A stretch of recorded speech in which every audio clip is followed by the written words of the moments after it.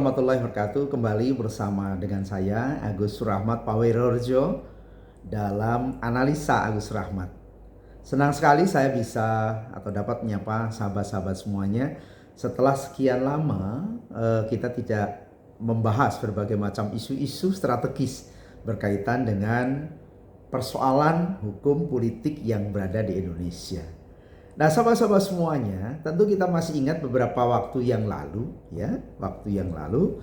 tepatnya tanggal 27 November, ya, perhelatan pilkada, baik pilkada tingkat kabupaten kota maupun juga tingkat provinsi. Semuanya sudah digelar dan nampaknya hasilnya sudah terlihat, ya. Nah, namun demikian ada beberapa yang belum selesai. Artinya belum selesai bukan perhelatannya, tetapi ada beberapa pihak yang kemudian mengajukan keberatan atau gugatan perselisihan berkaitan dengan pilkada itu sendiri. Nah, sahabat-sahabat semuanya, tentu banyak pihak para kontestan itu mengajukan gugatan atau keberatan itu melalui Mahkamah Konstitusi, karena itu memang salah satu saluran yang paling tepat dan satu-satunya untuk itu. Ada beberapa pihak yang menyarankan ke pengadilan umum, ya. Ada beberapa pihak yang ke tata usaha negara. Tentu ini kurang tepat, ya, karena kalau berbicara tentang pilkada, perselisihan pilkada maupun juga satu-satunya yurisdiksinya yang paling tepat adalah ke Mahkamah Konstitusi. Sahabat-sahabat semuanya, ada yang menarik, ya, dan saya baca dari Lembaga Negara Pengawal Konstitusi, ya.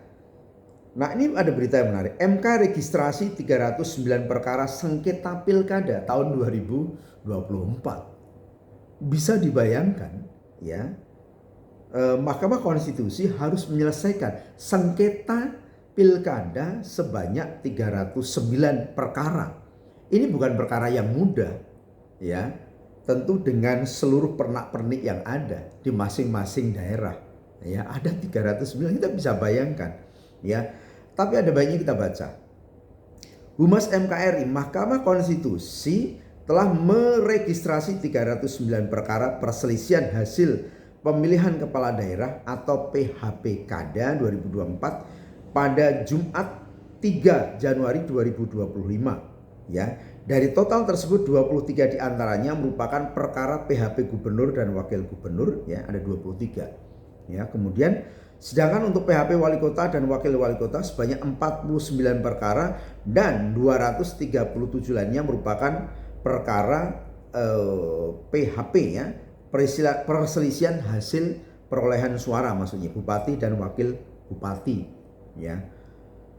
Total perkara yang terregistrasi tersebut merupakan hasil penyaringan dari 314, ya, dari semula 314 kemudian 309% yang kemudian masuk kualifikasi untuk dilanjutkan atau bisa dilanjutkan kepada proses di Mahkamah Konstitusi, ya. Total perkara dari 314 permohonan ke MK, sebagian permohonan diajukan secara online, ya, sebagian lainnya diajukan secara luring atau secara langsung di gedung Mahkamah Konstitusi Jakarta. Ya, menurut Kepala Biro Humas dan Protokol MK, Pan Muhammad Faiz, selisih jumlah perkara yang terregistrasi dengan yang dimohonkan lantaran adanya calon pemohon yang mengajukan permohonan secara luring maupun daring sehingga terdata 2 permohonan. Luar biasa, artinya permohonan yang masuk ke Mahkamah Konstitusi itu kurang dari 314 kemudian dari proses seleksi itu kemudian menjadi 309, cukup banyak. Nah, kemudian kita lanjutkan, tidak semuanya kita baca. Begitu perkara terregistrasi, maka selanjutnya Mahkamah Konstitusi akan menyampaikan salinan permohonan kepada termohon yang dalam hal ini ialah Komisi Pemilihan Umum Daerah KPUD dengan tembusan KPU. Selain itu, salinan permohonan juga akan disampaikan kepada Badan Pengawas Pemilihan Umum Bawaslu. Jadi gugatan ini yang digugat adalah KPUD, ya. Jadi bukan calon terpilih, tetapi adalah KPUD ya, Komisi Pemilihan Umum Daerah, baik di tingkat provinsi maupun juga di tingkat kota. Bagaimana pembelaan yang ada dari para pemenang kontestan misalkan maka ada baiknya juga kemudian menjadi pihak terkait ya, menjadi pihak terkait sehingga bisa ikut memantau, mengkawal di dalam proses persidangan di Mahkamah Konstitusi sebagai pihak yang ada di sana untuk mempertahankan ya. Kalau kemudian tidak menjadi pihak terkait, maka tidak bisa kemudian turut menjadi bagian di dalam proses sengketa tersebut ya. Nah, kita lanjutkan. Setelah kita mendapatkan registrasi perkara, maka para pihak yang ingin mengajukan diri menjadi pihak terkait, nah ini yang saya katakan tadi, mereka punya waktu 2 hari kerja sejak diregistrasi. Artinya per hari ini, dan karena besok Sabtu ya, jadi besok hari ya, dan Minggu itu libur, maka hari terakhirnya adalah hari Senin kata Faiz ya. Jadi kita lanjutkan ya. Setelah Hakim Konstitusi akan mengadakan rapat permusyawaratan hakim untuk menetapkan para pihak terkait berdasarkan Peraturan Mahkamah Konstitusi nomor 14 tahun 2024. Penetapan pihak terkait akan dilaksanakan pada tanggal 6 hingga 14 Januari 2025 ya. Jadi para pemenang ini tentunya oleh pihak terkait itu harus bisa mengajukan sebagai pihak terkait itu nanti pada maksimal pada hari Senin ya. Tentu ini harus sepatnya karena memang harus ada data-data pendukung yang memang harus dipersiapkan, dan itu tentu tidak mudah. Ya, tentu tidak mudah kalau tidak dipersiapkan dari semenjak awal ya, tidak dipersiapkan dari semenjak awal. Nah, jadi mereka pihak terkait bisa hadir dulu mendengarkan apa saja yang menjadi dalil-dalil atau argumentasi permohonan. Setelah itu mereka bisa mempersiapkan secara matang kata Faiz ya. Jadi keuntungan dari pihak terkait di sini adalah bagaimana di dalam proses persidangan itu bisa hadir terlebih dahulu untuk mendengarkan ya, untuk mendengarkan apa yang menjadi dalil-dalil permohonan ya, dalil-dalil permohonan para pemohon atau argumentasi-argumentasi apa yang dilakukan oleh para pemohon. Apakah perselisihan jumlah suara? Apakah kemudian di situ ada TSM, terstruktur, sistematis maupun masif? Tentu ini berbeda-beda dari masing-masing daerah, temuan-temuannya berbeda. Dan baik KPUD maupun juga dari pihak terkait ya tentu ya harus mempersiapkan semuanya. Karena apa? Para pemohon biasanya pun juga sudah mempersiapkan jauh-jauh hari sebelumnya ya, baik laporan di Bawaslu ya, kemudian ke DKPP, temuan-temuan yang ada di lapangan dan lain sebagainya ya. Kita lanjutkan. Ya. Adapun komposisi panel hakim diungkapkan Faiz masih sama dengan komposisi panel hakim dalam persidangan PHPU 2024, yakni panel 1 terdiri dari Hakim Konstitusi Suhartoyo, Hakim Konstitusi Anwar Usman, dan Hakim Konstitusi Daniel Yasmik. PMUH panel 2 terdiri dari Hakim Konstitusi Saldi Isra, Hakim Konstitusi Arsul Sani, dan Hakim Konstitusi Ridwan Mansur. Serta panel 3 terdiri atas Hakim Konstitusi Arif Hidayat, Hakim Konstitusi Eni Nurbaningsih, dan Hakim Konstitusi Guntur Hamzah.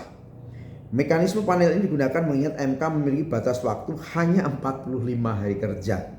Kalau kita tidak menggunakan panel secara paralel, khawatirnya tidak terkejar. Jadi pengalaman panjang MK itu sudah mempersiapkan sejumlah Faiz. Ya, jadi dibuat 3 panel.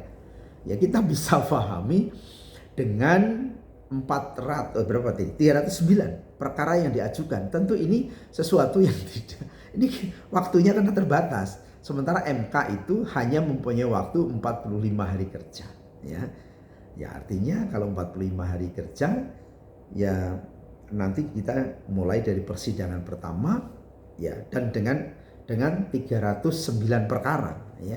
Kita bisa bayangkan sampai jam berapa untuk menyelesaikan itu semuanya. Dengan 3 panel kita bisa bayangkan kalau 309 kan berarti dibagi 3 saja sudah 101 101 selama 4 katakanlah satu panel ya. Berarti 101 permohonan, itu bisa bayangkan. Luar biasa sekali ini kan itu ya. Kerja yang harus dilakukan oleh hakim Mahkamah Konstitusi. Di mana tentu Mahkamah Konstitusi pun juga ada perkara-perkara lain biasanya, ya kan? Nah, untuk pembagian penanganan perkara, MK memastikan akan dilakukan secara proporsional. Pembagian penanganan perkara juga akan mempertimbangkan hal-hal lain termasuk asal daerah para hakim konstitusi. Nantinya hakim konstitusi tidak akan menangani perkara PHP kada dari daerah asalnya.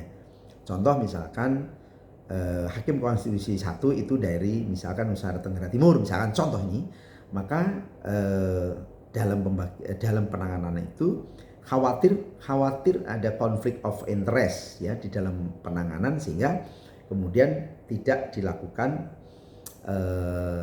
di mana di situ diajukan di daerah asal. Nah, kita mempertimbangkan beberapa hal yang sebisa mungkin menghindari benturan atau potensi konflik kepentingan. Seperti apa misalkan dari asal daerah. Jadi hakim konstitusi tidak akan menangani perkara PHP kada yang berasal dari daerah hakim yang bersangkutan. Sahabat-sahabat semuanya, tentu ini menjadi menarik bagi kita ya. Pilkada sudah selesai. Ada sebagian yang mengajukan keberatan ya, melakukan gugatan melalui Mahkamah Konstitusi. Itu tentu kita hormati ya. Karena itu hak konstitusional. Nah, bagaimana daerah-daerah yang menerima ya, maka kita bangunlah bersama ya. Jangan kemudian terkotak-kotak. Perhelatan pilkada itu akan berlangsung selama 5 tahunan. Dan ini adalah merupakan proses demokrasi ya di tingkat daerah.